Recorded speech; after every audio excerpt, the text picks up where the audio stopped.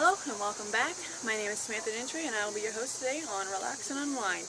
Be sure to grab your favorite coffee or tea or whatever beverage you like and get comfy because we're going to be talking about minimalism today. And we thought there was here to begin with, and we thought there was here to begin with, and we thought there was here to begin with, and we thought there was here to begin with, and we thought there was here to begin with. So first you might be asking what minimalism is. A lot of people believe that minimalism is just about living with less things, which is kind of the truth, but it's not really about living with less things, it's about living with less things of unimportant meaning. Minimalism is all about curating a life for you that is important to you. It's living with things that have meaning. I've always been intrigued by the minimalist lifestyle. I like the way it all looks, it's super pretty and super clean, but I never really knew if I could do it myself. Now that my husband and I will be moving into a 35-foot bumper pool RV trailer, we're kind of being forced to live a minimalist lifestyle. We're going from a 2-bedroom, 2-bath house to a 1-bedroom, kind of 1-bathroom RV. Obviously the square footage is going to be cut in like less than half. So we have to get rid of a lot of things. To help facilitate a transition into this lifestyle, I picked up Marie Kondo's The Life-Changing Magic of Tidying Up. I have to admit, I didn't actually read this book because we're moving. I picked up the book because it's the second book in Amy Landino's Amy TV book club. So this seemed like a good excuse to read it. Marie Kondo has always been super interested in cleaning things up and organizing and tidying spaces, even since she was a child. She developed a cleaning and tidying up technique that she called the KonMari method. The method consists of gathering all of one's items in a certain category and going through them and finding which ones spark joy. Once you find these items, it's then about finding a place in a home for them. Everything has to have a home in the KonMari method, and it all has to be there at the end of the day. She goes over some tips and tools to help you implement her methods that I think really helpful and I'm going to be implementing in my own life. Some of them I've already started implementing, like the going through and finding things that actually bring joy to me when I look at them. It's these items that I'm going to be taking with me. While there are some things that I did want to hold on to, I had to look at it and evaluate exactly how much joy they brought me. A lot of the things I had were just things I had tucked away in a closet and I hadn't seen for years. Things like that, even though they have sentimental value, don't need to be in your life anymore. What I suggest you do with those items is find them a new home, give them a new purpose. When I was younger, my grandmother gave me an American Girl doll. I loved that doll growing up, and as I got older, she had less and less meaning to me. She still has a special place in my heart because she was a gift from my grandmother, but I no longer had a reason to hold on to her and she was just collecting dust. So instead, my mom found a friend of hers whose daughter was super into American Girl dolls. They couldn't really afford one and we gave it to her. Now my Kirsten doll has a special home and she's getting loved on by another little girl just like I loved her.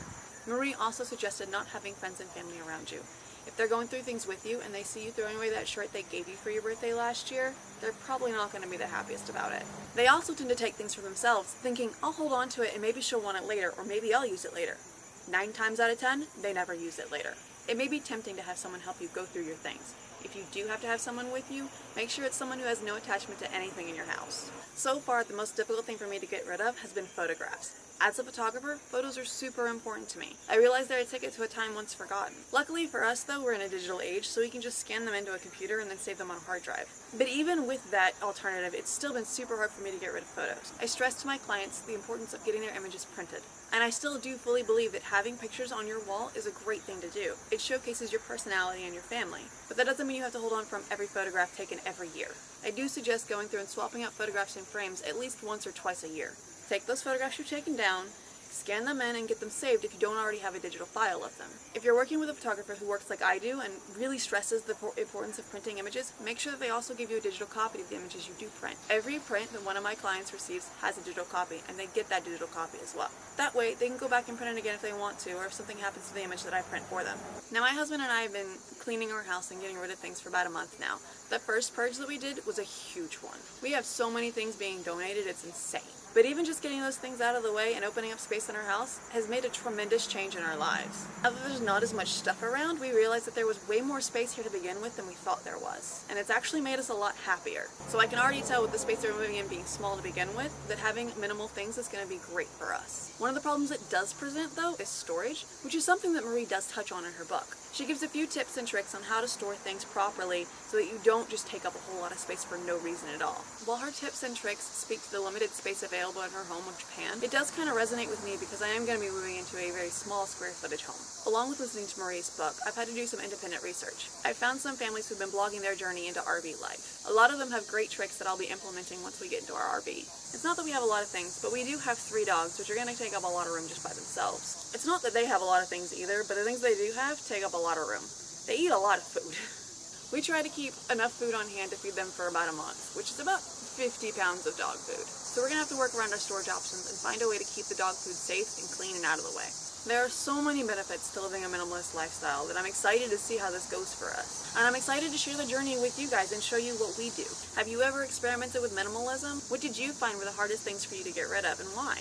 I feel like getting rid of things is a lot like dealing with our shadows and the problems that we've had in our past. We have to look at it and assess why we want these things, why they bring us comfort, and if it's really something that we have to have in our lives. So I did rookie mistake number 1 in doing this video, and I forgot to film my outro, so I'm doing it the next day. So things are not going to be continuous, and I kind of sort of apologize for that. But thanks for watching my video anyway, despite my mess-ups and all of that. Down below I've got my Instagram handles and my Facebook handles for this page, so you can see what I'm doing outside of YouTube. It's more of a daily look into my life, I think. I try to make it that way, I don't know sometimes. I've also got my boudoir photography, Instagram and Facebook, and the website's down there.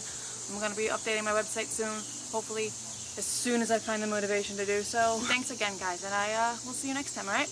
Peace out.